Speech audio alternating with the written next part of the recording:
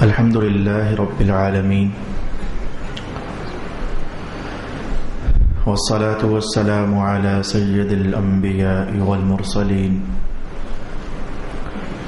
وعلى عباد الله الصالحين أما بعد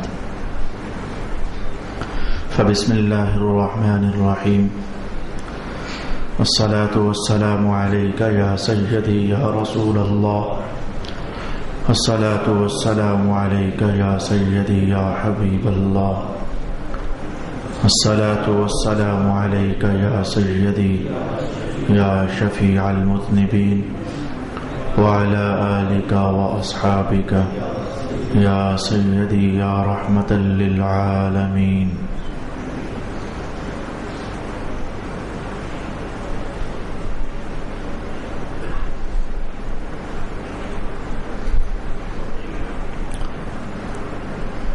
گزشتہ نشست میں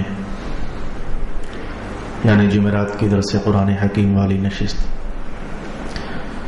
حجاج کرام عرفات سے مزدلفہ پہنچے یہاں تک گفتگو سماعت کی جا سکی.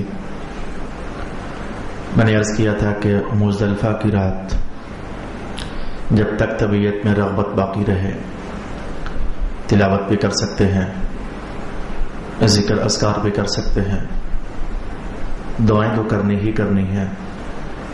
اور تلبیہ آپ جانتے ہیں کہ جب تک آپ احرام میں ہیں وہ آپ کے لیے اہم ترین عبادت ہے، اور بلا شبہ ابھی تک آپ احرام میں ہیں تو تلبیہ کی کثرت کرنا، خاص کر کے جب بھی اونچائی کی طرف بڑھیں یا پھر جب بھی اترائی کی طرف بڑھیں. دور حاضر میں تو اونچائی اور اترائی کا اتنا احساس نہیں ہوتا، سڑکیں باقاعدہ بنا دی گئی ہیں. اونچائی اور اترائی ہے صحیح، لیکن وہ رات کے اندھیرے میں پتہ نہیں چلتی. گزشتہ زمانوں میں پہاڑوں کے اوپر سے چڑھنا پھر اترنا یہ سارے عنوانات ہوا کرتے تھے. تو آج مزدلفہ کی رات آپ نے کیا کیا؟ آپ سوئے، تلبیہ کیا، درود و سلام کیا، اور کیا کرنا ہے؟ آپ نے یہاں سے کنکر اٹھانے ہیں. سنت شریفہ یہی ہے، یہاں سے آج ہم کنکر اٹھائیں گے. بے شمار کنکر آپ کو میسر ہو جائیں گے. کنکر کی مقدار کیا ہونی چاہیے؟ چنے سے کچھ اوپر کر لیجئے اور کھجور کی گٹھلی سے کچھ نیچے کر لیجئے، تو لگ بھگ آپ محسوس کر گئے کہ کتنا کو کنکر ہونا چاہیے. کتنے کنکر آپ کو چاہیے؟ آپ 55-60 اٹھا لیجئے. استعمال آپ کے ہوں گے 49. 49 کنکر آپ کے استعمال ہونے ہیں. زیادہ اس لیے کہہ دیا کہ بعض اوقات عین شیطانوں کی طرف کنکر پھینکتے ہوئے کسی کا بازو آپ کے ہاتھ کو لگ گیا، وہ نیچے گر گیا، اور پھر مسئلہ یہ ہوتا ہے کہ اب جو کنکر آپ کا کم ہو گیا تو اگر ہوں گے تو اچھا رہے گا، پورے کر لو گے. وہاں سے اٹھا کر آپ نہیں مار سکتے، مجبوری ہے، ڈر لگتا ہے. وہاں ان لوگوں کے کنکر ہوتے ہیں جن کا حج قبول نہیں ہوتا، جو گرے پڑے ہوئے کنکر ہوتے ہیں، وہاں سے ہم نے نہیں اٹھانا، مجبوری ہے. اس لیے کنکر آپ مزدلفہ سے اٹھا لیجئے. بے شمار کنکر آپ کو میسر ہو جائیں گے، تھوڑے سے حدود عربے کے اندر ہی سے آپ کو مل جائیں گے. کوئی زیادہ تگ و دو جستجو تلاش بہت دور تک جانا پڑے ایسا نہیں ہوگا. کنکر لے لیجئے اور انہیں آپ دھو لیجئے. کہاں سنبھالتے پھرو گے؟ آپ نے کئی پانی پیے، کئی بوتلیں خالی کی، کسی ایک بوتل میں ڈال لیں، ادھر ہی پانی ڈال کر کھنگال کر تو انہیں صاف کر لیجئے. پلید نہیں ہوتے، لیکن ایسا مسئلہ باہر کا ہے کہ ان کنکروں کو دھو لیا جائے. آپ کے پاس 49 کنکر چاہیے تھے، لیکن میں نے کہا چلے 55-60 اٹھا لیں. ایک صاحب مجھ سے کہنے لگے اگر 100 اٹھا لیں تو میں نے کہا باقیوں کے لیے بھی چھوڑنے ہیں. یہ نہیں کہ آپ 100 کنکر اٹھانے لگ جائیں. اتنی بھی کیا احتیاط ہوئی کہ ہمیں چاہیے صرف 50 اور ہم اٹھا لیں 100. یہ غلط سی بات ہے. بس جتنے آپ کو چاہیے تو احتیاطاً 2-4 کنکر آپ وہاں سے زیادہ اٹھا لیجیے. آج صبح فجر کی اذان ہو گئی. آج 10 ذوالحج ہے. 8 ذوالحج کو ہم مکہ سے چلے تھے، 5 نمازیں ہم نے مینا پڑھ لی تھی. 9 ذوالحج سارے کا سارا ہمارا سفر میں کٹ گیا. ہم عرفات گئے بھی اور عرفات سے واپس آئے بھی. رات پڑ چکی ہے، ہم سوئے تو آج صبح پھر 10 ذوالحج ہے. ویسے زمانے والوں کی عید ہے لیکن حاجیوں کو اپنی فکر پڑی ہوتی ہے, انہیں کوئی معلوم نہیں ہوتا, خیال تک بھی نہیں آتا کہ آج عید ہے بھی یا کہ عید نہیں ہے. وہ گھر والوں کا فون فان آ جائے تو عید مبارک کہہ کو دیتے ہیں, لیکن حجاج کرام آج زبردست مصروفیات میں ہیں. آج کا دن اہم ترین دن رہ گیا, اس کے بعد آپ کو چھٹی ہونے والی ہے حج سے. تو آج 10 ذوالحج ہے. توجہ میں نے آپ کی روکی تاکہ ہم سمجھیں کہ اب ہمیں کیا کرنا ہے. صبح فجر کا وقت جب شروع ہوا تھا تب سے لے کر سورج نکلنے تک رکنا وہاں لازم ہے. وہاں رکنا لازم ہے, یعنی ادھر ہی رہیں, اٹھ کر کے چل نہیں پڑنا مینا کی طرف. ان تیز مزاج حاجیوں کی طرح جو راتوں رات ہی مزدلفہ چھوڑ کر تو مینا کی طرف چل پڑتے ہیں, یہ چیزیں آپ خود دیکھو گے, یا پھر وہ سورج نکلنے سے پہلے ہی مزدلفہ چھوڑ کر تو مینا کی طرف چل پڑتے ہیں, یہ بھی آپ دیکھو گے. بس آپ نے کسی سے کوئی غرض نہیں رکھنی, کوئی آپ سے پوچھے تو بتاؤ, وگرنہ آپ اپنا حج سیدھا کرنے کا اہتمام کریں. تو جو صبح کا وقت ہوگا, پھر صبح چڑھ گئی تو پھر سورج نکلنے تک, اسے کہتے ہیں وقوف مزدلفہ. یہ باقاعدہ بحکم شریعت ہمیں رکنا ہی ہے. تو اس میں کیا کریں, جو مرضی کریں, جو کچھ ابھی تک کرتے آئے ہو وہی کچھ یہاں کریں, دعا کریں, استغفار کریں, تلبیہ پڑھیں. کیونکہ میں بہت زیادہ ڈیٹیل سے آپ کو نہیں بیان کرنا چاہ رہا, اسکیچ ایک حج کا موٹا موٹا ہمارے ذہن میں اتر جائے. ورنہ یہی وہ مقام تھا کہ جہاں رسول پاک علیہ السلام آج خوب ہنسے, مسکرائے, اور مبارک داڑیں بھی محسوس ہوئیں. صحابہ نے پوچھا حضور کوئی خاص چیز, اب اتنا مسکرائے؟ فرمایا ہاں, کل عرفات میں تھا تو 3 دعائیں مانگی تھیں, 2 ادھر قبول ہو گئی, 1 رکی ہوئی تھی, اور جو رکی ہوئی تھی شیطان بڑا خوش تھا کہ یہ رکی ہوئی ہے. ابھی پھر میں نے یہاں کہا پھر مولا کرم کر دے, تو اللہ پاک نے وہ بھی قبول فرما لی. جب وہ دعا قبول ہوئی تو شیطان وہ سامنے پہاڑوں کو ٹکرے مار رہا ہے کہ میں تو مارا ہی گیا, میرا تو سارا کام ہی خراب ہو گیا. تو وہ بھی قبول ہو گئی ہے. تو یہ مزدلفہ کا جو یہ تھوڑا سا وقت ہے, یہ سمجھو کہ جیسے کل عرفات کی حاضری خاص قبولیت کی حاضری تھی, تو آج مزدلفہ کی یہ حاضری بھی خاص قبولیت کا وقت ہے. حکمت اللہ بہتر جانتا ہے, ہمیں علم نہیں ہے, لیکن جو خیال سے بات گزرتی ہے کہ اس مقام کی اہمیت کو بڑھانے کے لیے کہیں ایسا تو نہیں کہ 3 میں سے 2 اللہ نے ادھر قبول فرما لی, 1 ادھر, مطلب کہ وہ بھی مقام قبولیت ہے اور یہ بھی مقام قبولیت ہے. اللہ بہتر جاننے والا ہے, میں نے کہیں پڑھا نہیں ہے. سورج نکل آیا, اب آپ تسلی سے تلبیہ پڑھتے پڑھتے اٹھیے. اور میں نے کہا تھا رات کو بھی کہ مزدلفہ کوئی چھوٹا سا ایریا نہیں ہے, چند کلومیٹر پر مشتمل ایک شہر نما جگہ ہے, آبادی نہیں ہے, یعنی پھیلاؤ کے اعتبار سے, حدود اربے کے اعتبار سے. آپ مزدلفہ جہاں بھی تھے اب آپ چل رہے ہیں. آخرکار مزدلفہ کی حدود ختم ہو گئی, اور مزدلفہ ختم ہوتے ہی متصل فوراً بعد مینا کی حدود آ جاتی ہے. آپ مینا میں داخل ہو گئے. کام آج کا آپ صرف یہ 3 کام ہیں, آج کے بڑے 3 کام آپ کے یہ ہیں, چوتھا بھی ہے, ایک بار ہم فوراً سن لیتے ہیں, پھر عملاً میں آپ کو بعد میں بتاتا ہوں. آج ہم نے کرنا صرف یہ ہے کہ 3 شیطان ہوں گے, تو ان میں سے پہلے شیطان کو آج ہم نے کچھ نہیں کہنا, اگلے شیطان کو بھی آج کچھ نہیں کہنا, اگلے شیطان کو آج ہم نے 7 کنکر مارنے ہیں. پبلک کی زبان میں شیطان تو اس لیے میں پھر اسے شیطان ہی بول رہا ہوں. ہمارے مذہب کی زبان میں کہا جاتا ہے جمرہ عقبہ, جمرہ اولا, جمرہ وسطی, پہلا جمرہ, اگلا جمرہ, اور اس سے اگلا جمرہ. چلیں شیطان ہی صحیح. تو جو تیسرا شیطان ہے آج ہم نے اسے کنکر مارنے ہیں.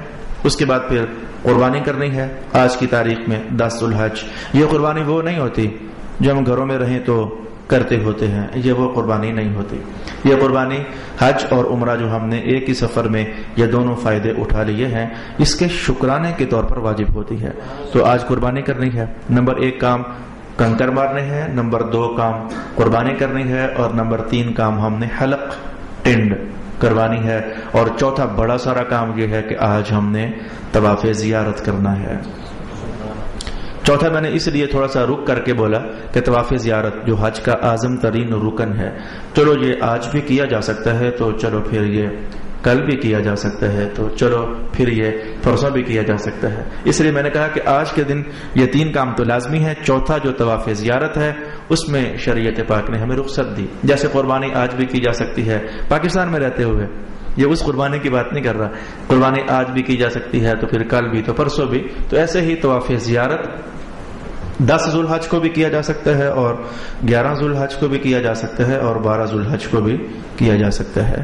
تو یہ آج کے دن ہم نے یہ کام کرنے ہیں. تو اب ہم کرنے نکلتے ہیں. مزدلفہ سے آپ اترے اور مینا میں داخل ہو گئے تو کیا آپ فوراً کنکر مارنے کے لیے چلے جاؤ؟ کوئی حرج نہیں ہے چلے جانے میں، جا سکتے ہو. لیکن اگر آپ یہ چاہو کہ سہولت سے کنکر ماریں تو پھر آپ سیدھے شیطانوں کی طرف نہ جاؤ بلکہ اپنے خیمے میں چلے جاؤ. گھنٹہ 2-3 گھنٹے آرام سے مزہ کریں، تلبیہ پڑھیں، سکون کا سانس لیں. زیادہ چلنے کی بنیاد پر میرے دوستوں میں آپ کو بتاؤں کہ جو لوگ چلنے کے عادی نہیں ہوتے ہیں، عملی دنیا میں آپ کو بتاؤں کہ اگر وہاں پرابلم ہو جائے تو پھر کیا کرنا. عملی دنیا میں یہ ہے کہ زیادہ چلنے کی بنیاد پر ابھی ہم نے تازے جسم کو اپنا صاف کیا ہوتا ہے تو نئے بال پیدا ہوتے ہیں تو وہ بڑے نوکیلے ہوتے ہیں، جیسے کہ مونچھوں کے چھوٹے چھوٹے بال نوکیلے ہوتے ہیں. تو مسلسل چل کے پٹ ران آپس میں ٹکرا کر زخم بن جاتے ہیں، بعض اوقات چلا بھی نہیں جاتا. اس لیے میں نے کہا کہ اگر کنڈیشن ایسی ہو جائے تو رات مزدلفہ میں آپ لیٹے ہو وہاں بھی مرہم استعمال کیا جا سکتا ہے اور صبح مینا میں آ جانا وہاں بھی مرہم استعمال کیا جا سکتا ہے. یہ 6-7-8 گھنٹے کا وقفہ آپ کو نیکسٹ چلنے کے قابل بنا دے گا. اب یہ شرعی مسئلہ تو نہیں ہے لیکن بتا رہا ہوں کہ ایسا ہوتا ہے تو پھر آپ کے ذہن میں ہو کہ ایسا ہو سکتا ہے. بعض سکین ایسی ہوتی ہیں جو ہارڈ ہوتی ہیں، انہیں فکر اور پرواہ نہیں ہوتی. جو نازک مزاج لوگ ہوتے ہیں تو ان کی سکین میں یہ اثرات پیدا ہو جاتے ہیں. تو آپ خیمے چلے جائیں، آرام کرنا چاہتے ہیں یا لیڈیز آپ کے ساتھ ہے پھر تو واقعی میری رائے مانے. اگر لیڈیز بھی آپ کے ساتھ ہے، خاص کر کے والدہ مسز ہو تب بھی گزارا چل جاتا ہے، صحت مند ہے آپ کے ساتھ ہے، چلیں بھائی ہمت جوان ہوتی ہے. لیکن اما جان اگر ساتھ ہو پھر واقعی آپ مشورے پر عمل کریں اور سیدھے خیموں میں چلے جائیں. 2-4 گھنٹے 2-3 گھنٹے آرام کر لیں. ظہر کی نماز پڑھنے کے فوراً بعد آپ روانہ ہو جائیں. اب تک ہوا یہ ہوگا کہ 50 لاکھ حجاج میں سے کم از کم 30-35 لاکھ گزر چکے ہوں گے. اتنا تیز یہ کام ہوتا ہے. 30-35 لاکھ حجاج کرام گزر چکے ہوں گے، باقی 10-15 لاکھ ہی رہ چکے ہوں گے. اگرچہ رش ڈالنے کے لیے اتنے بھی کافی ہیں لیکن اب آپ کو کافی ساری سہولت کے ساتھ کنکر مارنے کے لیے جگہ میسر ہو جائے گی. باہر کیفر رائے تھی، آپ فوراً مزدلفہ سے آتے ہی مینا میں داخل ہوتے ہی کنکر مارنے کے لیے جا سکتے ہیں اور اگر آرام کرنا چاہیں تو آرام کر کے بھی کنکر مارنے کے لیے اب جا سکتے ہیں. آپ نے 7 کنکر مار لیے آج جمرہ عقبہ کو. پہلے جو بڑا شیطان ہے اس کو 7 کنکر مارنے کے بعد اب آپ کے 2 راستے ہو سکتے ہیں. اب کیا کرو، 2 راستے آپ کے ہو سکتے ہیں. اگر تو آپ نے آج طواف زیارت کرنا ہے تو پھر آپ کو خیموں میں آنے کی ضرورت نہیں. کتنی بیوقوفی ہوگی، کنکر مارنے کے بعد 2 کلومیٹر پھر آپ واپس آ چکے ہو. حالانکہ آپ نے ابھی طواف زیارت آج ہی کرنے کا موڈ ہے تو پھر یہ بیوقوفی نہ کرنا، سفر بے شمار بڑھ جائے گا، ہمت آپ کی ٹوٹ جائے گی. اگر ارادہ ہے کہ آج ہی طواف زیارت کر لیا جائے پھر کنکر مار کرنا ادھر ہی تو قربانی والے سے رابطہ کرنا، بھائی میری قربانی کا ٹائم، میں نے کنکر مار لیے ہیں. وہ کہہ جی میں نے آپ کی قربانی کر دی ہے تو پھر آپ اپنی ٹرین کروا کر وہیں سے باہر نکل جانا. بھلے مکہ جا کر ٹرین کروا لینا، ٹرین کرواتے ہی آپ کے لیے پابندیاں سب ختم. چلے جائیں مکہ شریف، اگر آج طواف زیارت کرنا ہے چلے جائیں، ٹرین کروا لی، ہوٹل چلے جائیں، نہائیں دھوئیں، فریش کپڑے پہنے، احرام کی چادریں اتار کر وہ رکھ دیں، مزے سے ہو گئے آپ جیسے ہم آج کل ہیں. اب آپ جائیں اور طواف زیارت کریں. طریقہ میں نے ابھی نہیں بیان کیا، طواف زیارت کرنے کا طریقہ کیا ہے وہ میں نے ابھی بیان نہیں کیا. واپس آ جائیے، یہ تو ایک آپشن تھا جو میں نے آپ کے سامنے رکھا. تو قربانی کا خاص مسئلہ ہے، بینکوں کے ذریعے جو قربانیاں ہوتی ہیں بڑی خطرناک ہوتی ہیں، پتہ ہی نہیں ہوتا کہ ہوئی ہے کہ نہیں ہوئی. ترتیب یہ لازم ہے، سب سے پہلے کنکر مارنے ہیں، پھر قربانی ہونی ہے، اس کے بعد پھر ٹینڈ کروانی ہے. اب بینک والے ایسے بادشاہ لوگ ہیں، پاکستانی پریشانیاں کہاں کہاں اس کا رونا دھویا جائے.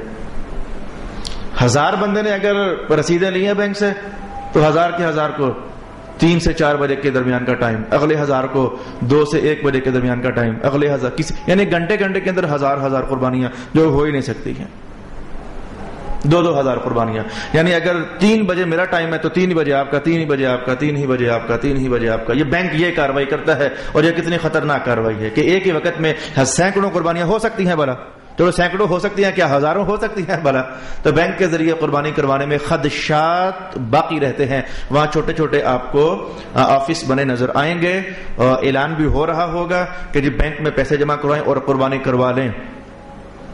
کروا لو گے تو میں کچھ نہیں کہتا کہ کیا حال ہے یا کیا حال نہیں، میں کچھ نہیں کہتا، لیکن رائے یہ ٹھہرے گی کہ جو آپ وہاں سٹے کرو گے مکہ میں تو 10 15 20 بندے کوئی نہ کوئی جو ایک کمرے میں ہوتے ہیں، کسی نہ کسی کا کوئی یار بیلی دوست بھائی وہاں کا ملنے جلنے والا ہی جاتا ہے ملنے کے لیے.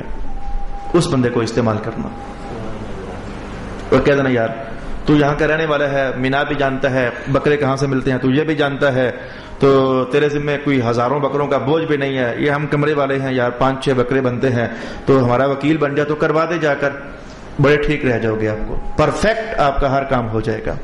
یہ رائے ہے، فیصلہ آپ نے خود کرنا ہے کہ بینک کے ذریعے قربانی کرواتے ہو اس کا نقصان کیا ہوتا ہے. جو میں اتنا زور دے رہا ہوں قربانی پر کہ پہلے کنکر مارنے ہیں، پھر قربانی کرنی ہے، پھر ٹینڈ کروانی ہے، فرق کیا پڑتا ہے؟ اگر آپ کا کام الٹ ہو گیا، یعنی آپ کو کہہ دیا گیا کہ جناب قربانی آپ کی ہو گئی ہے اور ہوئی نہیں تھی، آپ نے فٹافٹ ٹینڈ کروا دی، تو آپ کی قربانی بعد میں ہوئی. ہونا تو یہ تھا کہ قربانی پہلے اور ٹینڈ بعد میں، لیکن اگر الٹ ہو گیا تو پتہ کیا ہوگا؟ ایک بکرا بطور دم اور آپ کو ذبح کروانا پڑ جائے گا، 500 ریال آپ کے اور گئے. یہ خطرناکی ہے اس میں، اس لیے میں زور دے رہا ہوں کہ ترتیب یاد رکھے، اور یہ ترتیب ہم حنفیوں کے نزدیک ہے، عند الشوافع وعند الحنابلہ وعند الموالک.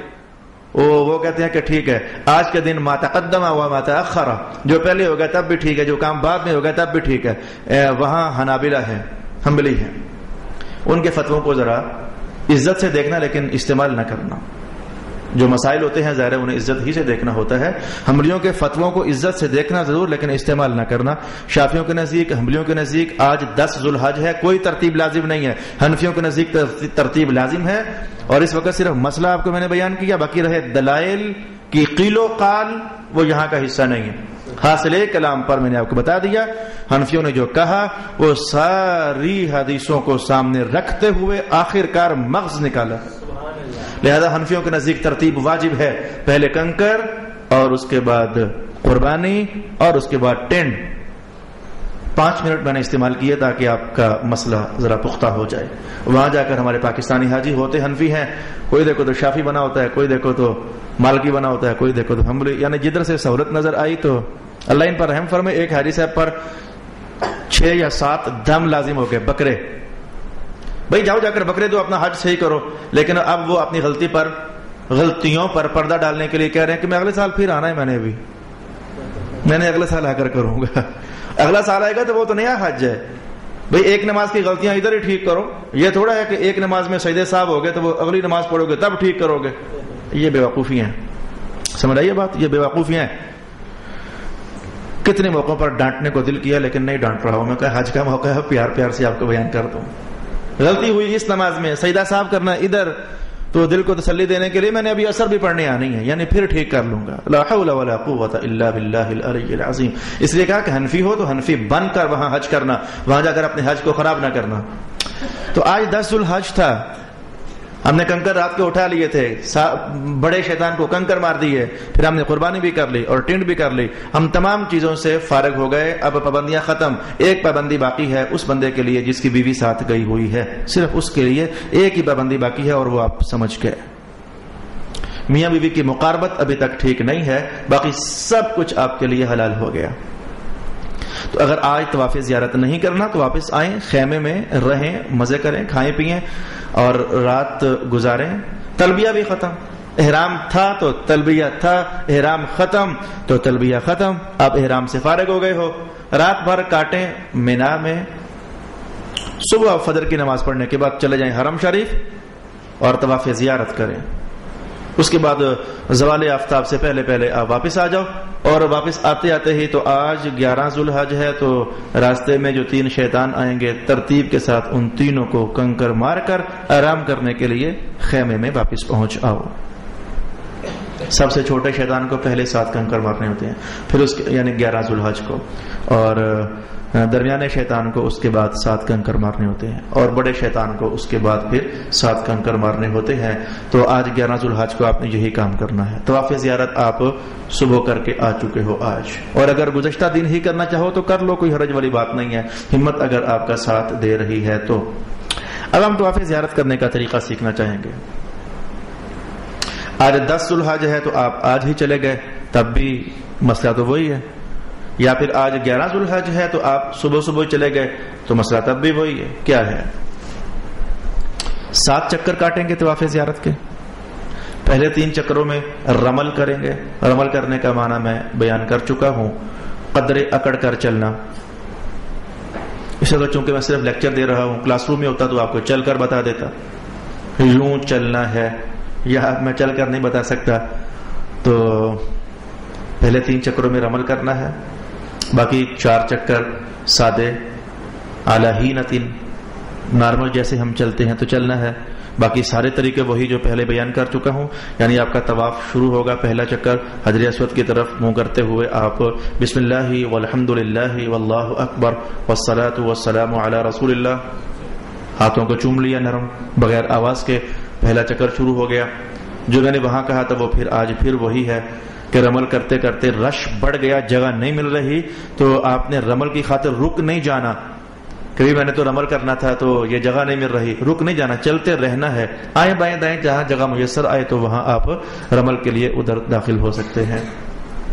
اگر اکیلے ہو پھر تو آپ فکر نہ کرو، جہاں مرضی طواف کرو، فریش رہو گے۔ اگر اکیلے ہو، فریش رہنے کے معنی کہ دب شب لگے گی آپ کو، پس جاؤ گے، پیک ہو جاؤ گے، لیکن آپ کعبۃ اللہ کے فوراً اردا گرد بھی وہ 7 چکر کاٹ سکتے ہو، یعنی مختصر ترین 7 چکر مراد میری یہ ہے۔ اگر آپ کے ساتھ فیملی ہے، بعض خواتین دل کی بہادر ہوتی ہیں اور بعض کا دل بہت کمزور ہوتا ہے، تو اتنے شدید رش میں انٹری کرتے ہی آپ کو محسوس ہو جائے گا کہ میری بیگم گھبرا گئی ہے یا میری اما جان گھبرا گئی ہے، فوراً آپ کو محسوس ہو جائے گا، آپ کو یوں لگے گا مجمع چل ہی نہیں رہا، اتنی سلو رفتار ہوگی۔ طواف زیارت کرنے کے لیے جب آپ جاؤ گے، 10 ذو الحج کو جاؤ گے تب بھی یہی حال ہے، 11 ذو الحج کو جاؤ گے تب بھی یہی حال ہے، مجمع میں انٹری کرتے ہی محسوس کر جاؤ گے یہ تو چل ہی نہیں رہا مجمع، 1 منٹ میں چند انچ یا چند فٹ بمشکل آپ سفر طے کر پاؤ گے۔ تو نیچے جو مطاف کی جگہ ہے یعنی حرم کا صحن، وہاں اگر فیملیز والے ہیں تو ان کے لیے طواف کرنا مشکل ہوگا، لہذا کیا کر لیں، سب سے اوپر والی چھت پر چلے جائیں۔ لوگ جلدی فارغ ہونے کے ارادے سے سارے نیچے ہی گھسے ہوتے ہیں، اوپر جانے میں ڈر لگتا ہے، 1 چکر 1 کلومیٹر کا بنتا ہے، چھت سے اگر طواف کیا جائے تو لگ بھگ 1 چکر 1 کلومیٹر کا بنتا ہے، لیکن عملی طور پر میں نے یہ چیک کیا اور تجربہ کیا، نیچے رش میں چکر چھوٹا تو ہے لیکن رفتار اتنی سلو ہے کہ 1 چکر اگر آدھے گھنٹے میں ہوا تو اوپر سفر بھلے زیادہ ہے لیکن آپ کا 1 چکر 15 منٹ میں ہو جائے گا۔ نیچے والوں نے سفر کم طے کیا، وقت زیادہ لگایا، اوپر والوں نے وقت کم استعمال کیا اور سفر تھوڑا سا ان کا زیادہ ہو گیا، تو کوئی بات نہیں، ہر قدم چلنے پر وہ مزہ تو آپ کو پتہ ہی ہے نا، اللہ تعالیٰ کی رحمتوں کا جو نزول ہو رہا ہے۔ تو فیملیز اگر ساتھ ہیں تو پھر آپ کے لیے رائے یہ ہوگی، مسئلہ یہ ہے کہ چاہو تو نیچے سے کر لو، چاہو تو اوپر سے کر لو، لیکن رائے یہ ہوگی اگر خاص کر کے بوڑھے والدین ساتھ ہیں تو انہیں رش میں نہ دھکیل دینا، اگر خدا نہ خواستہ ان کا دل گھبرا گیا، بے ہوشی کا کچھ کیس ہو گیا تو آپ ہوش میں رہنے کے باوجود بے ہوش ہو جاؤ گے، اب میں کیا کروں اما جان کے ساتھ، آپ کو سمجھ نہیں آئے گی اب میں کہاں انہیں لے کر جاؤں، اور کوئی بھی آپ کی مدد کرنے کے لیے اللہ بھیج بھی دیتا ہے مدد، قریب نظر نہیں آئے گا، ہر بندے کو اپنی فکر پڑی ہوتی ہے، تو پھر وہ آپ کے لیے یہ مسئلہ وہاں بن سکتا ہے۔ لہذا ہم نے آخر کار طواف زیارت کر لیا جس میں ہم نے رمل کیا تھا اور جس میں ہم نے 4 چکر سادے کر لیے تھے۔ آج آپ کو ملتزم جانے کا موقع نہیں مل پائے گا، آج کے حالت میں آپ کو ملتزم جانے کا سوچیں بھی نہ کہ آج آپ کو ملتزم جانے کا موقع میسر ہو سکتا ہے، رش کی بنیاد پر اور بھیڑ کی بنیاد پر بہت سارے مسائل، بہت سارے مستحبات چھوٹ جاتے ہیں، بہت ساری سنتیں چھوٹ جاتی ہیں، بہرکیف فرائض اور واجبات تو لازمی ہیں، ان کو ترک بہرکیف نہیں کیا جا سکتا۔ تو آج پتہ نہیں آپ 10 ذو الحج کو آئے ہوئے ہو طواف زیارت کرنے کے لیے، یا پتہ نہیں آپ 11 ذو الحج کو آئے ہوئے ہو، بہرکیف طواف زیارت آپ کا ہو گیا، 7 چکر آپ کے پورے ہو گئے. اس کے بعد حسب معمول آپ کو صفا اور مروہ کی حاضری دینی ہوگی. 7 چکر وہاں کے آپ کو کاٹنے ہوں گے حسب معمول. جیسے میں نے عمرے کے اندر آپ کو بیان کیا تھا, صفا پر پہنچے, اس مقام پر جہاں سے کعبۃ اللہ نظر آئے دعا کریں. استلام نہیں, دعا. حجاج کرام کو وہاں آپ استلام کرتا پاؤ گے. استلام کا معنی ایسے ایسے کرتا پاؤ گے. یہ صفا کے لیے یہ کرنا سنت نہیں, دعا کرنا سنت ہے. اس لیے میں نے کہا کہ خود اپنا حج یاد کر کے جاؤ. وہاں جا کر حج سیکھنا نہیں ہے, حج کرنا ہے. اور وہاں جا کے سیکھنے کے چکر میں پڑ گئے تو پھر معاملات جس کو جیسے کرتا دیکھا ویسے کر لیا تو آپ کا حج کھچڑی بن جائے گا. آدھے مسائل حنفیوں والے, آدھے شافیوں والے, آدھے مالکیوں والے, آدھے حنبلیوں والے, تو پتہ نہیں کیا سے کھچڑی زبردست تیار ہو جائے گی آپ کی حج کی. اس لیے حج یہاں سے سیکھ کر جاؤ, وہاں صرف کرنے کی کوشش کرنا, وہاں سیکھنے کی کوشش نہیں کرنی. سیکھنا بری بات نہیں ہے, لیکن وہ رنگ برنگ نہ سیکھنا, مقصد میرا یہ ہے. تو صفا سے آپ چل پڑے, درمیان میں 2 جگہوں پر سبز لائٹس ہوں گی, تو ان کے درمیان آپ نے بھاگنا ہوگا. وہ 2 جگہیں ہاتھوں کا اشارہ کم بتا رہا ہے, لیکن یہ اس مسجد سے بھی زیادہ ہے, عیدگاہ مسجد سے بھی زیادہ ہے. عیدگاہ مسجد جتنا اس کا حجم بنتا ہے تو اس سے بھی وہ جگہ زیادہ ہے جہاں درمیان میں جاتے ہوئے بھی دوڑنا ہے اور آتے ہوئے بھی دوڑنا ہے. 7 چکر خیر سے آپ کے پورے ہو گئے اور ٹنڈ آپ کی پہلے ہی ہو چکی ہے, اور تو کچھ بھی نہیں کرنا. اب جو آخری پابندی آپ پر رہ چکی تھی وہ بھی ختم ہو گئی, اور وہ پابندی ہے میاں اور بیوی کے ذاتی عنوانات. اب وہ پابندی بھی آپ کے لیے ختم ہو گئی. مغالطہ ہے تو میں بیان کیے دیتا ہوں, سوال میرے پاس پہنچا بھی ہے باقاعدہ. میں تھوڑی دیر کے بعد اگر وقت کی گنجائش ہوئی, جمعے کی نشست کے فوراً بعد کیا ہوگا. عام طور پر حجاج کرام جو سوالات پوچھتے ہیں, یوں ہو گیا تو کیا ہے, یوں ہو گیا تو کیا ہے, یوں ہو گیا تو کیا ہے, جمعے کی فوراً بعد کی نشست میں میں انشاءاللہ العزیز وہ چیزیں آپ کی خدمت میں بیان کروں گا. آج اگر 10 ذوالحج تھا تو مینا میں آپ کو پھر بھی واپس جانا ہی ہے. آج اگر 11 ذوالحج ہے تو پھر بھی آپ کو مینا واپس جانا ہی ہے. ظہر کی نماز کے بعد آپ نے کنکر مارنے ہیں. میں ظہر کی نماز کہہ رہا ہوں, مسئلہ یہ ہے کہ زوال آفتاب کے بعد, لیکن ہمیں سیکھنے کے لیے ظہر کی نماز کے بعد 11 ذوالحج کو بھی ظہر کی نماز کے بعد کنکر مارنے ہیں, 12 ذوالحج کو بھی ظہر کی نماز کے بعد کنکر مارنے ہیں. 11 کا دن بھی خیر سے گزر گیا, تینوں شیطانوں کو کنکر مار لیے, مینا خیموں میں آپ پہنچ آئے. آج پتہ کیا ہوتا ہے, دل بڑا پریشان کرتا ہے. وہ دل یہ ہوتا ہے کہ وہاں فارغ بیٹھ کر وہ مکہ والی رونقیں نظر نہیں آتی, حرم مکہ کی رونقیں نظر نہیں آتی. حاجی پریشان ہونا شروع ہو جاتے ہیں, اور کب وقت آئے تو پہنچے مکہ, یہ آپ خود محسوس کرو گے جا کر. لہذا بھائی جلدی کنکر مارنے کا وقت شروع ہو تو بار بار گھڑی, تو بار بار انتظار, تو بار بار باہر نکل کر دیکھنا کہ لوگ جا رہے ہیں کہ نہیں جا رہے. یہ کیفیات میں نے دیکھی. لیکن کیا کریں, ظہر کا وقت شروع ہوگا تو نماز پڑھو گے نا, مجبوری تو یہ ہے. فجر کا وقت شروع ہوگا تو فجر پڑھو گے نا, تو وہاں بھی کنکر مارنے کا وقت شروع ہوگا تو ہی کنکر مارنے ہے نا. اب آپ کی آنکھیں یہ منظر دیکھ رہی ہوں گی, ظہر کا وقت شروع ہونے سے پہلے ہی حجاج کرام کنکر مارتے چلے جا رہے ہیں. وہاں کی انتظامیہ, وہاں کے مفتیان کرام فتویٰ دے رہے ہوتے ہیں, لاؤڈ سپیکر پر اعلان ہو رہا ہوتا ہے, رات کو بھی کنکر مارے جا سکتے ہیں, دن کو بھی کنکر مارے جا سکتے ہیں. چھوٹے چھوٹے اشتہارات آپ کے ہوٹلوں میں بلکہ آپ کے کمروں تک پہنچا دیے جائیں گے, جب مرضی کنکر مارے جا سکتے ہیں. میں نے پہلے بھی زور دیا ہے کہ آپ حنفی ہو تو حنفی بن کر رہنا. اگر ہمت ہے بے شمار دم دینے کی, بے شمار بکرے ذبح کرنے کی طاقت ہے تو پھر ٹھیک ہے, ان کی باتیں مان لینا, جو مرضی کرتے رہنا. اگر اتنی ہمت نہ ہو, پیسے بڑے محدود سے ہیں, تو پھر حنفی بن کر رہنے میں عافیت محسوس کرو گے. لہذا لوگ جاتے ہیں تو جانے دیں. جو ہی ظہر کا وقت شروع ہو جائے تو اب بھی آپ نہ جانا. جا سکتے ہیں, مسئلہ یہ کہ جا سکتے ہیں, لیکن اب بھی نہ جانا. پتہ کیوں؟ وہ 50 لاکھ میں سے 25 لاکھ تو وہ ہوتے ہیں جو پھر بھی آخرکار بات مان ہی لیتے ہیں. تو ان 25 لاکھ میں سے 10 لاکھ نے وہ بالکل پیکنگ والا رش ڈال دیا ہوا ہے شیطانوں کے پاس. یعنی 1 انچ پاؤں اٹھانے کی بھی جگہ آپ کو میسر نہ آئے, اتنا رش انہوں نے ڈال دیا ہوا ہے. یہ آخری دن ہنگامے ہوتے ہیں. وہ جو آپ سنتے ہو حاجی مر گئے اور حاجی گر گئے تو اوپر ریلا چڑھ گیا, وہ آج آخری دن میں زیادہ ہوتا ہے. آج ہر کوئی تیز چل کر پہنچ کر فارغ ہونا چاہتا ہے. تو آپ میرا خیال ہے بھی جینا چاہو گے, لہٰذا آپ تھوڑا سا انتظار کر لیں. تو 1-2 گھنٹے ظہر کے وقت کو گزر جانے دیں. آج آپ نے جانا ہے تو پھر مڑ کر کہاں آنا ہے واپس مینا میں, تو آپ تسلی کے ساتھ جائیں.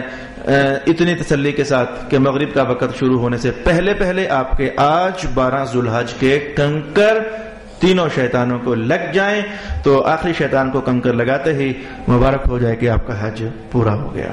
یہ تھا مسائل کے ساتھ اور مشوروں کے ساتھ اور آراء کے ساتھ اور مشاہدات کے ساتھ اور تجربات کے ساتھ جو میں نے محسوس کیا.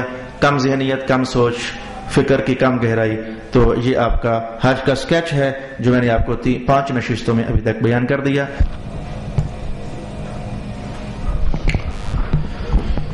12 ذوالحج آخری بار تینوں شیطانوں کو ہم نے کنکر مارے اور مکہ واپس آ گئے. اب کسی کو 10 دن رہنا ہے، کسی کو 15 دن رہنا ہے، کسی کے لیے مدینہ شریف کی حاضری حج سے پہلے ہو چکی ہے، کسی بندے کے لیے مدینہ کی حاضری حج کے بعد ہوگی. تو پہلی بات، حج سے پہلے عمرہ کرنے کے بعد جتنے دن بھی ہم رکے، 2 دن، 10 دن، 8 دن، 20 دن، حج کرنے کے بعد بھی جو ہمیں دن میسر ہوئے مکہ شریف میں یا پھر مدینہ منورہ میں، تو جو لوگ فیملیز کے ساتھ گئے ہوتے ہیں وہ اس شش و پنج میں رہتے ہیں کہ ہم لوگ کیا حرمین شریفین طیبین طاہرین میں حقوق زوجیت نبھا سکتے ہیں یا کہ نہیں نبھا سکتے. عام لوگ اس میں بڑی بے ادبی محسوس کرتے ہیں، خطرہ محسوس کرتے ہیں. حرمین شریفین اور یہ عنوان، تو جاننا چاہیے کہ ہمارے مذہب میں اس طرح کی کوئی چیز نہیں ہے.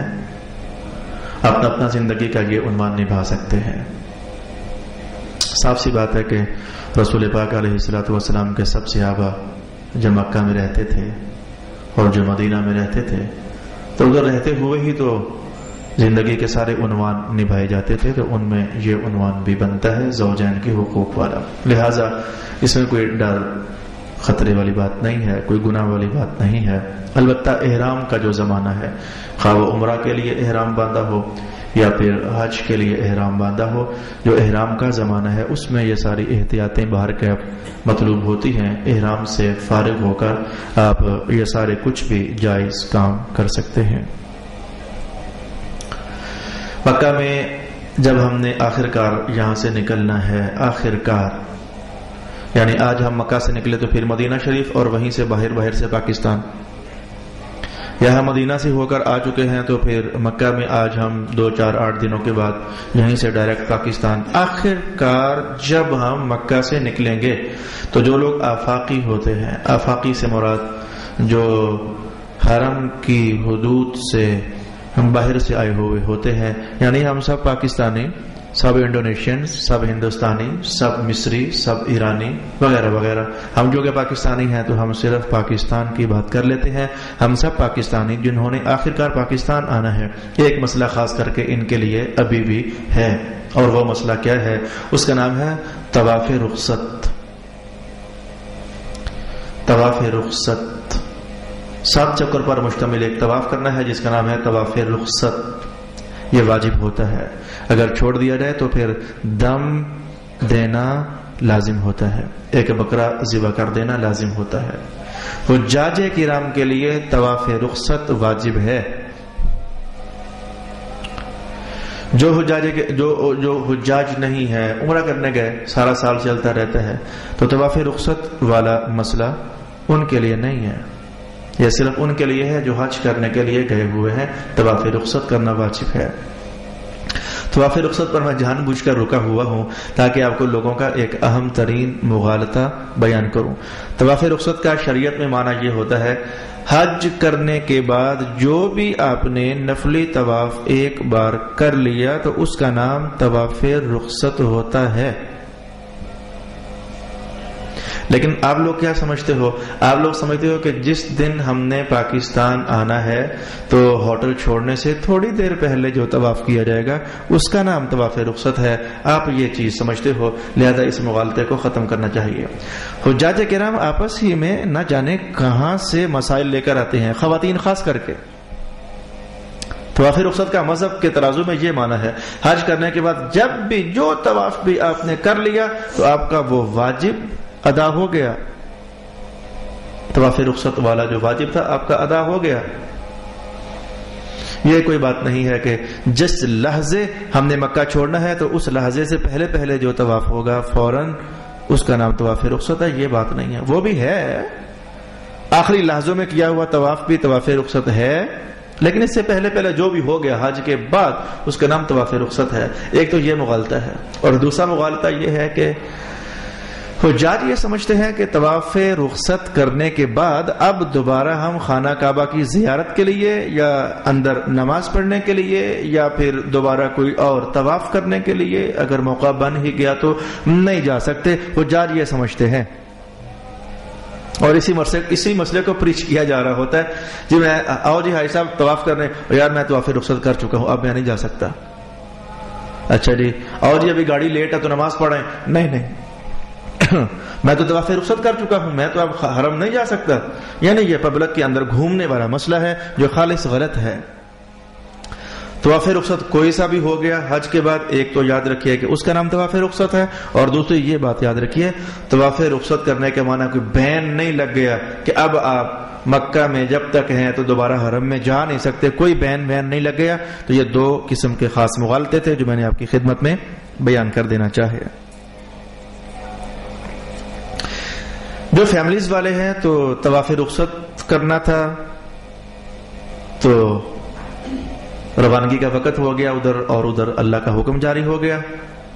اہل خانہ جو ہیں وہ ان کا پیریڈ شروع ہو گیا, ماہواری مینسس. اب وہ کیا کریں گی؟ طواف کرنے کے لیے حرم میں جانا پڑتا ہے. اب وہ ان پر تو بین لگ گیا, حرم میں نہیں جا سکتی ہیں. تو ڈرنے والی بات نہیں ہے. اگر تو حج کے بعد کوئی طواف کیا ہوا ہے تو مذہب کی رخصتیں اسی لیے ہوتی ہیں کہ اسی کا نام طواف رخصت ہے. حج سے لے کر آج تک آپ 10 دن مکہ میں رہے ہو تو ہر دن طواف کرتے رہے ہو, تو کوئی ایک بن چکا ہے طواف رخصت. تو پہلی بات تو یہ ہے کہ اگر کوئی طواف کر چکے ہو تو پھر آپ کو پریشان ہونے کی ضرورت نہیں ہے کہ اب ہم طواف رخصت کیسے کریں. بیگم کو تو مینسز ہو گئے ہیں تو اب کیا بنے گا بھائی, پہلے آپ کوئی کیا ہوا ہے یا نہیں. اگر تو کوئی طواف کر چکے ہو تو ہو چکا ہے طواف رخصت, اور اگر حج سے لے کر ابھی تک کوئی طواف نہیں کیا, اب مسئلہ ہے آپ کی بیگم کے لیے.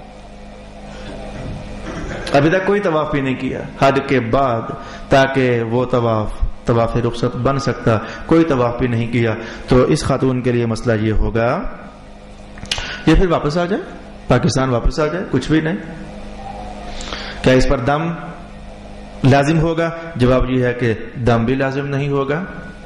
کچھ عذر ایسے ہوتے ہیں کہ جن کے اندر شریعت پاک نے رخصت عطا فرمائی. اب عورت کا یہ مسئلہ اس کے بس میں نہیں ہے تو پھر وہ کیا کرے. البتہ آج کل ترقی زیادہ ہو گئی تو کچھ ایسی میڈیسن آ چکی ہیں جن کی وجہ سے ٹائم پیریڈ اوپر نیچے کیا جا سکتا ہے. عادت کے مطابق جو اللہ کا حکم آتا ہے تو اس حکم کو بدنی تقاضوں میں آگے پیچھے پھیرا جا سکتا ہے. میڈیسن اس طرح کی مل جاتی ہے, یہ خود استعمال نہیں کر سکتے ہم, باہر کے ڈاکٹر سے رجوع کرنا چاہیے. مختلف کنڈیشنز میں مختلف ادویات ہوتی ہیں, تو خواتین اس سلسلے میں خاص کر کے ڈاکٹر سے رجوع کر کے تو جتنا زمانہ چاہیں کہ ہم صاف ستھری رہیں تو اتنا زمانہ حج کے دورانیے میں رہ سکتی ہیں.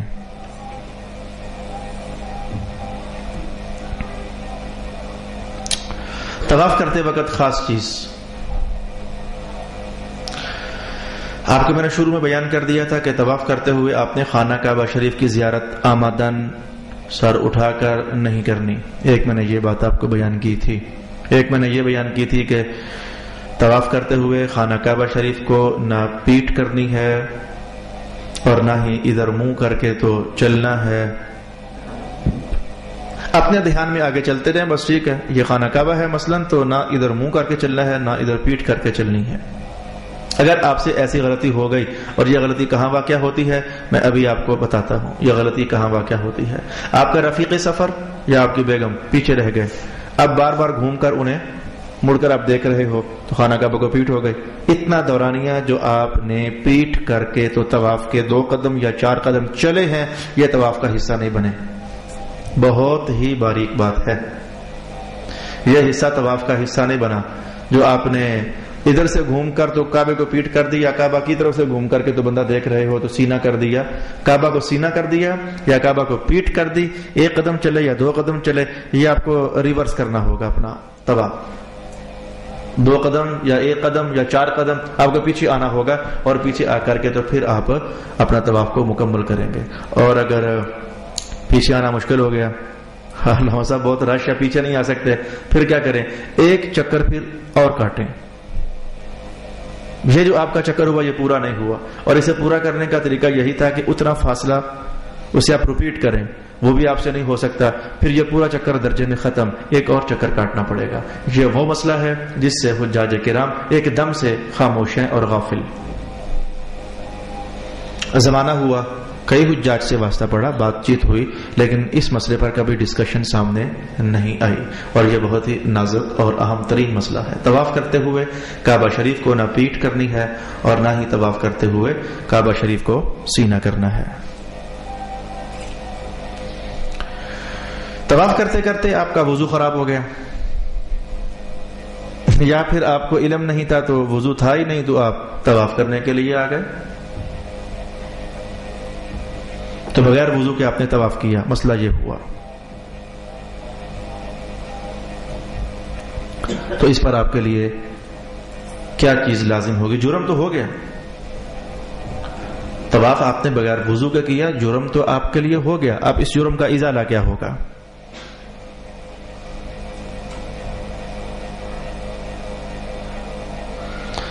صدقہ دینا لازم ہو جائے گا۔ دم بنتا ہے بعض احوال میں، لیکن یہ جو نفلی طواف وغیرہ ہیں اگر یہ بغیر وضو کے کر لیے تو آپ پر صدقہ دینا لازم ہو جائے گا۔ صدقہ سے مراد کیا ہوتی ہے؟ صدقہ فطر، جتنا ہم فطرانہ ادا کرتے ہیں یہ ہوتا ہے فطرانہ، فطرانہ کی مقدار آپ پر لازم ہو جائے گی۔ میں آپ کے سامنے چاہوں گا کہ کچھ الفاظ پڑھوں تاکہ آپ غور کے ساتھ انہیں سن سکیں۔ نفلی طواف بغیر وضو کے کرنا، اس کا شرعی حکم کیا ہے؟ اس کا جواب ہوگا طواف زیارت کے علاوہ کوئی بھی طواف خواہ نفل ہی کیوں نہ ہو، اس کے کل چکر یعنی 7 کے 7 چکر، اگر آپ نے غسل لازم تھا تو اس حالت میں کر لیے تو دم لازم ہو جائے گا، اور اگر آپ پر وضو لازم تھا تو اس حالت میں کر لیے تو آپ پر صدقہ لازم ہو جائے گا۔ صدقہ سے مراد میں نے آپ کو بیان کر دیا، ایک فطرانے کی مقدار صدقہ ہوتا ہے جو کہ آپ کو دینا پھر لازم ہو جائے گا۔ طواف کے متعلق پہلے 3 چکروں میں رمل کرنا ہوتا ہے، اگر عمرہ کرنے آئے ہو یا حج کرنے آئے ہو تو پہلے 3 چکروں میں رمل کرنا ہوتا ہے، تو آپ رمل نہیں کر سکے، بھول گئے، ایسا ہو جاتا ہے کبھی غلطی سے، بندہ کافی آگے جا چکتا ہے تو یاد آتا ہے میں نے تو رمل کرنا تھا۔ یہ تو کچھ بھی نہیں، اس سے بھی زیادہ خطرناک باتیں حاجیوں کے ذہن سے نکل جاتی ہیں۔ میں اس کی مثال آپ کے سامنے کہتا ہوں کہ ایک حاجی صاحب نے، یا جس سال میں گیا تھا اس سال کی بات ہے، عمرہ کر کے تو مدینہ شریف بھی جا پہنچے، عمرے کے فوراً بعد مدینہ جانا تھا انہیں، عمرہ کر کے مدینہ شریف بھی جا پہنچے، وہاں جا کر مجھے فون کیا علامہ صاحب ٹینٹ کب کروانی ہے؟ آپ اندازہ کر سکتے ہیں کہ یہ حال بھی وہاں ہوتا ہے، مدینہ جہاں پہنچے ہیں اور ابھی تک ٹینٹ نہیں کروائی ہے، حالانکہ سعی سے فارغ ہونے کے فوراً بعد ٹینٹ کروانی ہوتی ہے، لیکن وہ مدینہ جا پہنچے اور ابھی تک ٹینٹ نہیں کروائی تو پوچھ رہے ہیں کہ ٹینٹ کب کروانی ہے۔ تو ایسی اس لیے ہم لوگ کہتے ہیں کہ پاکستان سے اپنا حج یا پھر اپنا عمرہ اچھا خاصا پڑھ کر جاؤ۔ بہت کم لوگ مجھے ایسے ملاقات میں آتے ہیں کہ جن کو دیکھ کر طبیعت خوش ہو جائے۔ 4 دن پہلے ٹیکسلا سے ایک میاں بیوی میرے گھر آ گئے، میں پنڈی گیا تھا ادھر کچھ حجاج کرام کی یہی لیکچر دینے کے لیے، تو وہ وہاں آئے ہوئے تھے ٹیکسلا سے، تو انہوں نے وہاں سنا تو پھر ان کی طبیعت بنی کہ ہم ایک بار پھر سنیں، وہ ٹیکسلا سے ٹائم نکال کر آئے اور دونوں اچھے خاصے ایجوکیٹڈ لوگ تھے۔ میں نے کہا سناؤ، اب میں نہیں بولتا آپ سناؤ، انہوں نے مجھے سارا حج سنایا اور طبیعت میری باغ باغ ہو گئی۔ میں نے کہا اب دونوں میاں بھی بڑے لائق لوگ ہو، آپ کا حج انشاءاللہ تعالی بڑا اچھا ہوگا۔ تو یہ گھر سے واقعی یہ مسائل خوب یاد کر کے جاؤ۔ وہاں جا کر علماء کرام کو بھی میں نے دیکھا کہ کئی موقعوں پر ڈاؤٹ فل ہو جاتے ہیں کہ اب کیا کرنا ہے، حالانکہ ہم سارا دن پڑھنے پڑھانے والے لوگ ہوتے ہیں۔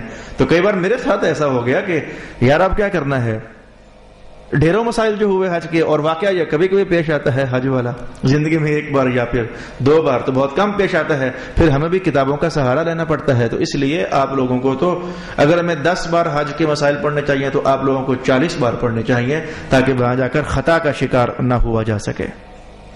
تو آپ رمل کرنا بھول گئے، چکر آپ کے ہوئے ہیں لیکن رمل کرنا آپ بھول گئے. تو بھائی بات یہ ہے کہ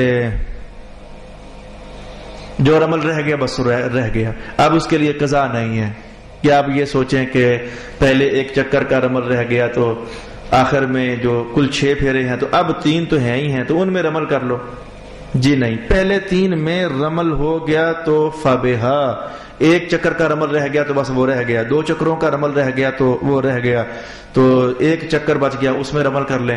جو رمل دستیاب ہوا 3 چکروں کے اندر وہی آپ کر پاؤ گے. رمل چھوٹ جانے پر آپ اس کی قضا نہیں کر سکتے، اور اس پر کوئی دم اور کفارہ بھی لازم نہیں ہوتا. ایسے ہی آپ استباء کرنا بھول گئے. استباء مینز کندھا ننگا کرنا بھول گئے. آپ طواف کے لیے کندھا ننگا کرنا ہوتا ہے جب ہم حالت احرام میں ہوتے ہیں، تو کندھا ننگا نہیں کر سکے، بعد میں خیال آیا، بس اب اس کی بھی قضا نہیں ہے. کیا آپ کہیں کہ چلو میں 2 گھنٹے ویسے ہی کندھا ننگا کر کے پھر لوں؟ یہ نہیں ہو سکتا. یا پھر آپ کہیں چلو جی میں اب صحیح کر رہا ہوں تو کندھا یہاں ننگا کر لوں، ادھر رہ گیا تھا یہاں کندھا ننگا کر لوں، یہ بھی نہیں ہو سکتا. رمل کی قضا بھی نہیں، اور کندھا ننگا کرنا تھا اور نہیں کیا تو اس کی بھی قضا نہیں. اور یہ دونوں ایسی چیزیں ہیں کہ ان کے چھوٹ جانے پر کوئی کفارہ وغیرہ بھی لازم نہیں. جب تک بندہ اگلی بات عمرہ کر کے ہم فارغ ہو چکے ہیں تو حج کا زمانہ ابھی نہیں آیا، تو یہ جو درمیان کے دن ہیں وہاں جا کر یہ اختلاف چل رہا ہوتا ہے کہ عمرہ اور کر سکتے ہیں یا کہ نہیں کر سکتے. عمرہ ختم ہو گیا، حج ابھی شروع ہونا ہے، درمیان کے 8 دن یا پھر 10 دن، تو ہم اور عمرہ کر سکتے ہیں یا کہ نہیں کر سکتے. علماء کرام کا اس سلسلے میں اختلاف ہے. قال بعض العلماء العمرہ جائز، اور بعض علماء کی تحقیق میں مزید عمرہ نہیں کر سکتے. تو بہر کیف ہے اختلاف. نہ حتمی رائے یہ ہے کہ مزید عمرے حج سے پہلے کیے جائیں، اور نہ حتمی رائے یہ ہے کہ حج سے پہلے مزید عمرے نہ کیے جائیں. فریقین کے پاس دلائل بہر کیف موجود ہیں. تو نتیجہ کیا نکلا؟ عمرہ کر لو گے تو بہر کیف ہم گناہ نہیں کہیں گے. لیکن میں پہلے آپ کو بیان کر چکا کہ آپ زیادہ سے زیادہ نفلی طواف کریں، جس پر سب علماء کا اتفاق ہے کہ زیادہ سے زیادہ آپ نفلی اعتکاف نفلی طواف کریں. اس میں تو کوئی شک ہی نہیں ہے کہ یہ سب سے افضل چیز ہے. باقی عمرہ کرنے کے بارے میں میں نے آپ کو بیان کر دیا کہ علماء کا آپس میں اختلاف چلتا ہے.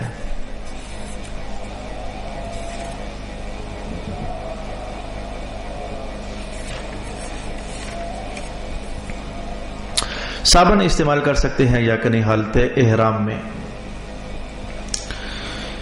صابن استعمال کرنے کے بارے میں 2 چیزیں ہوتی ہیں. ایک تو یہ ہے کہ صابن میں خوشبو ہوتی ہے، اور دوسری بات یہ ہے کہ صابن استعمال کرنے کی وجہ سے بدن سے میل اترتا ہے. جہاں تک خوشبو کی بات ہے تو علماء کرام کا فتویٰ موجود ہے کہ خوشبو 2 حالتوں میں ہوتی ہے. ایک ہوتی ہے کچی حالت میں، ایک ہوتی ہے کہ خوشبو کو پکا لیا جائے. تو صابن میں جو خوشبو استعمال ہوتی ہے وہ پکا لی جا چکی ہوتی ہے. جو خوشبو پکا لی جائے اس کا استعمال جائز ہو جاتا ہے. تو لہذا صابن میں خوشبو کی وجہ سے ہم کہیں کہ کیونکہ صابن میں خوشبو ہوتی ہے تو استعمال نہ کیا جائے، یہ وجہ نہیں ہے. صابن استعمال کرنا نہیں، لیکن وجہ یہ نہیں ہے کہ کیونکہ اس میں خوشبو ہوتی ہے، بلکہ صابن استعمال نہیں کرنا وجہ یہ ہے کہ صابن استعمال کرنے سے جسم سے میل اترے گی. تو جب تک ہم حالت احرام میں ہیں تو اپنے جسم سے میل نہیں اتار سکتے. اس کے بھی راز اپنے ہیں کہ کیوں آخر یہ میل ہوتی کیا ہے؟ وہ تھوڑی بہت جو خاک اڑ گئی، پسینہ آ گیا تو وہی مٹی بن گئی، اسی درجے کی میل ہوتی ہے، اور کوئی بہت زیادہ کوئی غچ انسان نہیں بن جاتا ہے. تو جو اس درجے کی میل ہے، یعنی میل ہم نہیں کہتے، جو اس درجے کی مٹی ہے، نرم سی مٹی، غبار سی ٹائپ کی، تو اس کا جسم پر رہنا یہ رسول اللہ علیہ الصلوۃ والسلام چاہا کرتے تھے کہ رہے. ایک بار حضور سے پوچھا گیا حضور حاجی کون ہوتا ہے؟ میں اشعث و اغبر. آپ نے یہ کلمات ارشاد فرما دی ہے. حاجی وہ ہوتا ہے جس غریب کے بال بکھرے بکھرے ہوں اور مٹی سے وہ اٹا ہوا ہو. تو یہ جو حالت ہے حضور ارشاد کیا کرتے تھے یہ جو حالت ہے بندے کو جب اللہ تعالیٰ اس حالت میں دیکھتا ہے نا تو مطلب معاف کرو فرشتوں اسو دیکھو اس کی کیا حالت بنا رکھی ہے آپ نے. تو اللہ رب العالمین انسان کی اس پتلی حالت کو دیکھتے ہوئے تو اسے معافی عطا فرما دیتا ہے جو کہ حج کا مطلوب اعظم ہے. اس لیے صابن کو استعمال نہیں کرنا وجہ یہ نہیں ہے کہ اس میں خوشبو ہوتی ہے بلکہ صابن استعمال نہیں کرنا وجہ یہ ہے کہ اس سے میل اترتا ہے. صوفی سوپ صابن اس میں تو خوشبو ہوتی نہیں ہے بلکہ تھوڑی دیر کے بعد بدبو ہوتی ہے جسم سے, اسے بھی استعمال نہیں کرنا حالانکہ اس میں تو خوشبو نہیں ہے. اور وجہ میں نے آپ کو پہلے بیان کر دی کہ اس سے کم از کم جسم سے میل اترتا ہے. اس لیے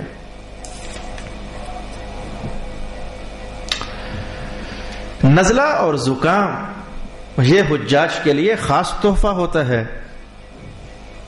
لازماً آپ کو کہیں نہ کہیں ہو ہی جائے گا, ایک آدھ بار تو حملہ ہو ہی جاتا ہے. بخار, نزلہ اور زکام یہ تین چیزیں اور ہو جائیں تو اچھا ہے. بڑی مقبولیت ہے ان چیزوں کے اندر, بڑی مقبولیت ہے. اللہ کے ہاں مقبولیت ہے, پبلک کے ہاں نہیں کہ یہ مرض بڑا مقبول ہے لوگوں کے ہاں, یہ نہیں. اللہ کے ہاں اس مرض میں بڑی مقبولیت ہے, ہو جانا چاہیے تو ہو جاتا ہے لازماً. اب بات یہ نہیں تھی کہ آپ کو نزلہ اور زکام ہو گیا, بات یہ تھی کہ اب آپ کیا کرو گے. لوگ کیا کر رہے ہوتے ہیں اور آپ کیا کرو گے. لوگ تو یہ کر رہے ہوتے ہیں وہ چھوٹے چھوٹے ماسک انہوں نے لیے ہوتے ہیں منہ پر چڑھا لیتے ہیں. حالت احرام میں یہ جائز نہیں ہے. احرام سے جب آؤٹ ہو چکے ہو پھر تو ٹھیک ہے, لیکن حالت احرام میں ماسک اپنے منہ پر نہیں لگانا. فری بانٹ رہے ہوں گے آپ کو وہاں, یہ ماسک وہ چھوٹے سے ہوتے ہیں تو فری بٹ رہے ہوں گے, لیں بھلے لیکن استعمال نہیں کرنا حالت احرام میں خاص کر کے. اچھا ٹشو کے ساتھ کیا ہم اپنا ناک صاف کر لیں؟ نہیں. رومال کے ساتھ کر لیں؟ جی نہیں. یعنی کپڑا یا پھر کاغذ یا پھر ٹشو اپنے چہرے پر لگا کر تو چہرے کا کوئی حصہ بھی چھپانا نہیں ہے, چھپا نہیں سکتے ہو بھلے لہجہ بھر کے لیے کیوں نہ ہو. یہ دیکھا آپ نے انگلی کے ساتھ, ٹشو کے ساتھ آپ یہ بھی نہیں کر سکتے. ہاتھوں کے ساتھ کچھ بھی کر سکتے ہو, ہاتھوں کے ساتھ تو وضو کرتے ہوئے پانی ڈال کر یوں بھی کر سکتے ہو. ہاتھ اور چیز ہیں, ہاتھوں کے لیے احکام الگ, لیکن کوئی ٹشو, کوئی کپڑا, کوئی رومال یہ آپ استعمال نہیں کر سکتے. تو لہٰذا پھر کیا کریں, آپ ہاتھ ہی استعمال کرو گے. بس مجھے تو اتنا ہی پتا ہے, ہاتھ ہی استعمال کرو گے. جاؤ بیسن پر ہاتھوں کے ساتھ جو کرنا ہے کر لیں, لیکن آپ ٹشو وغیرہ یا پھر رومال وغیرہ یا پھر کپڑا وغیرہ یہ استعمال نہیں کر سکتے. ہماری کتابیں کم از کم ہمیں یہی بتاتی ہیں جو کہ احکام حج کے ارشاد فرمائے گئے ہیں.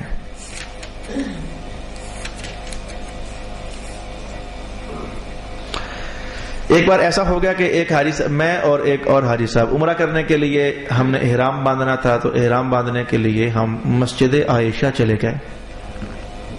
تنعیم, مسجد عائشہ کہو یا تنعیم کہو ایک ہی بات ہے. وہاں چلے گئے تو ہوا یہ کہ میں تو احرام ساتھ لے گیا تھا لیکن وہ احرام گھر بھول گئے. چادریں, میں نے آپ کو شروع میں بتایا تھا چادروں کا نام احرام نہیں ہے. احرام تو اپنے اوپر بہت ساری پابندیاں لازم کر لینے کا نام ہے. تو چادریں تو ان پابندیوں میں سے ایک پابندی ہے کہ سلا ہوا کپڑا نہیں پہننا, ان سلا کپڑا بس لگا لینا ہے اپنے جسم پر. یہ تو ان احکام میں سے ایک حکم ہے. اب وہ پریشان کہ میرا عمرہ تو گیا, میں اب دوبارہ پھر مکہ جاؤں گا, مکہ جا کر پھر واپس آؤں گا, احرام کی چادریں لے کر آؤں گا, اب میں کیا کروں. کبھی ایسا بھی ہو جاتا ہے چادریں آپ کی رہ گئی حرم میں یعنی ہوٹل میں, آپ مقام تنعیم جا پہنچے, اب وضو بھی کر لیا, 2 رکعتیں بھی پڑھ لی, وہ چادریں آپ کے پاس ہیں ہی نہیں ہے.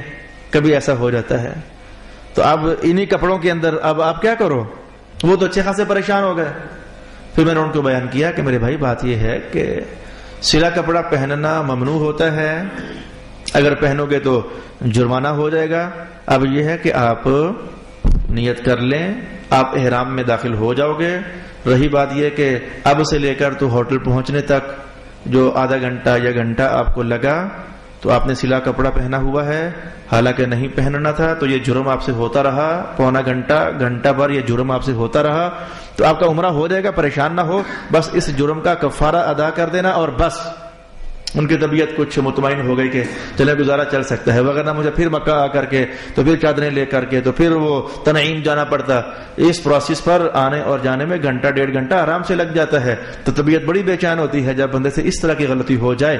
لہذا ایسا بندہ کیا کرے, جس کی چادریں حرم میں رہ گئیں تو وہ انہی کپڑوں میں ہے, وہ جناب باقاعدہ سب کچھ کرے، 2 نفل پڑھے، عمرے کی نیت کرے اور پھر تلبیہ کہے، تلبیہ کہتا کہتا واپس آئے اور سیدھا ہوٹل چلا جائے، جاتے ہی 2 چادریں اپنی تبدیل کر لے، سلے ہوئے کپڑے اتار دے. رہی بات کہ اس پر کیا کفارہ لازم آئے گا؟ فطرانہ، بس ایک فطرانہ ادا کر دے. صبح سے لے کر شام تک اگر مسلسل اس نے پہنے رکھا مثال کے طور پر، اب پورا دم لازم ہو جائے گا. آدھا پونا گھنٹہ، 2 گھنٹے، 3 گھنٹے، یعنی اس قدر اگر اس سے یہ غلطی واقع ہوئی تو ایک صدقہ اس کو ادا کر دینا لازم ہو جائے گا. اور اگر سارا دن اس حالت میں گزر گیا یا پھر ساری رات اس حالت میں گزر گئی تو اس پر دم دینا لازم ہو جائے گا.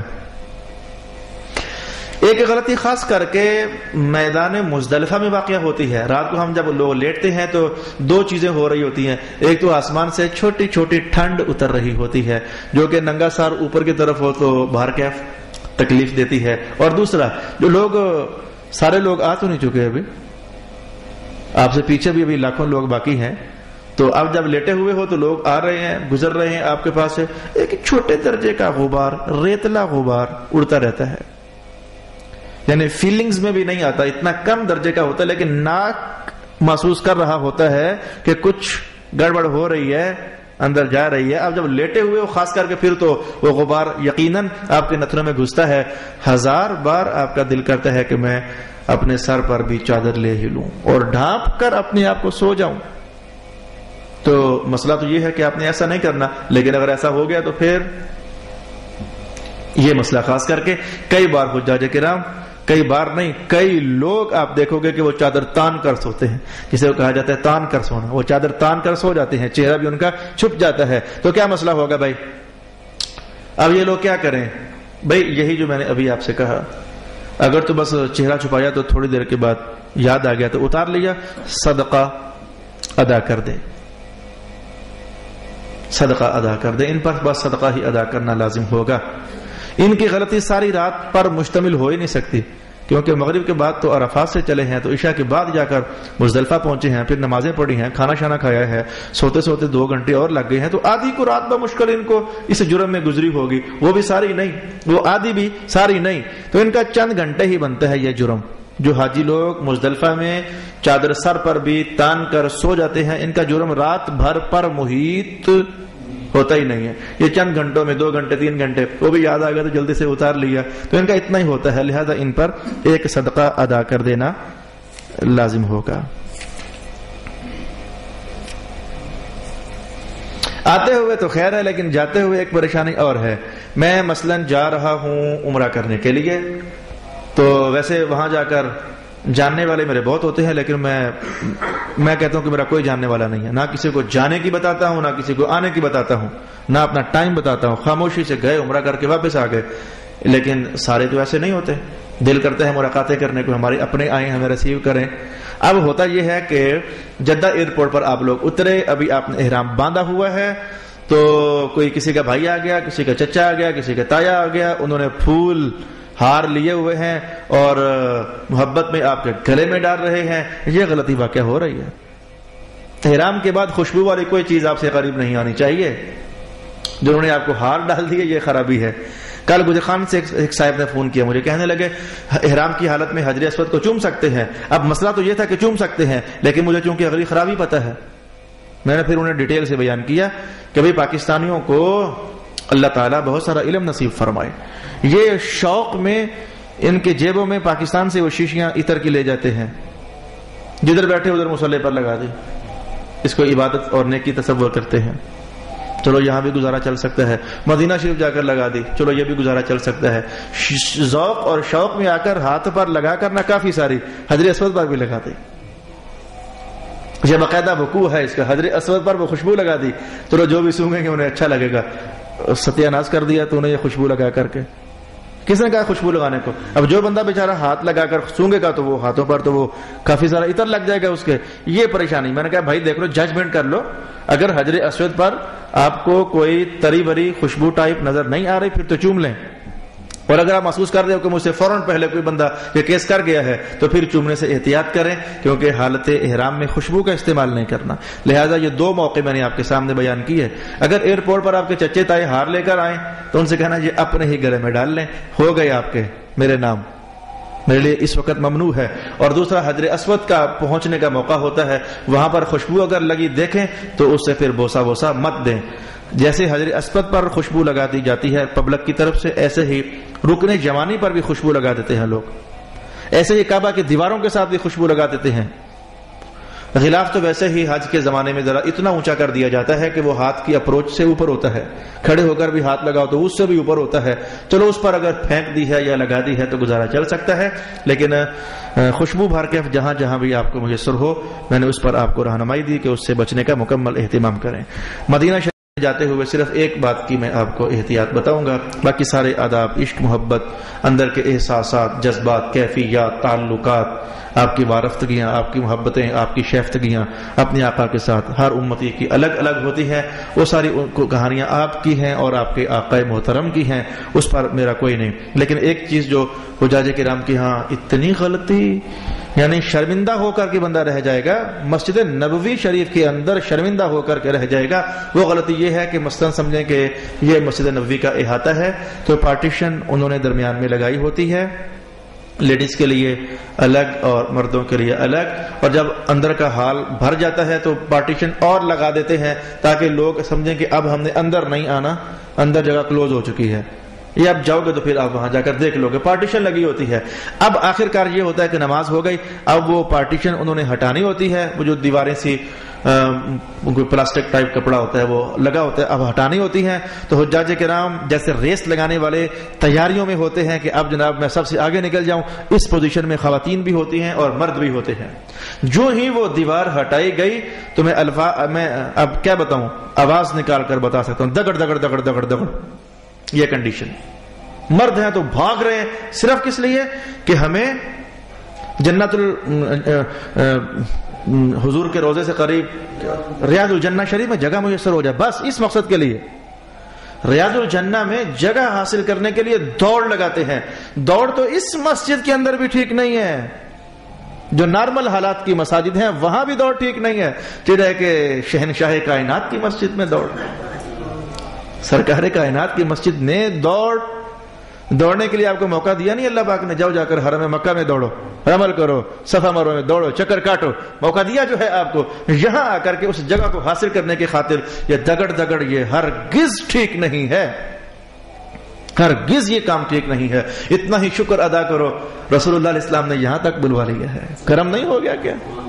آپ کو خود محسوس ہوگا کہاں میں اور کہاں یہ مقدس مقام، ہماری تو یہ بھی اوقات نہیں ہے کہ اللہ پاک نے ہمیں موقع دے دیا، یعنی جنت میں ہمیں بلا لیا، تو چہرے کے وہاں جا کر کے تو اس طرح کی کنڈیشن اور کیفیت بنائی جائے۔ یہ خاص چیز ذرا بنتی ہے مدینہ شریف میں، اس سے اجتناب کرنا چاہیے۔ اور دوسری خاص چیز یہ بھی بن جاتی ہے کہ ننگے ہاتھوں میں اپنے جوتے پکڑے ہوئے ہیں اور ادھر سے مواجہہ شریف کے سامنے سے گزر رہے ہو، یعنی سرکار دو عالم تشریف فرما ہے، لیٹے ہوئے ہیں تو ان کے سامنے سے جوتے ہاتھوں میں لیے ہوئے ہیں تو جا رہے ہو، میرا خیال ہے سوچ اور توجہ کرنے کے بعد آپ کا بھی من کہے گا کہ واقعی ہم ٹھیک نہیں کر رہے، کم از کم کپڑا لپیٹ لو یا پیچھے رکھو یار کہیں، یہ کیا حالت بنائی ہوئی ہے اور کیا پوزیشن آپ نے اپنی بنائی ہوئی ہے۔ اللہ تعالی ہم سب کو بار بار حرمین شریفین کی حاضری نصیب فرمائے، مقبول زیارت نصیب فرمائے، جو ہماری آخرت میں ہمارے لیے کامیابی کا ذریعہ بن سکے۔ وآخر دعوانا ان الحمدللہ رب العالمین۔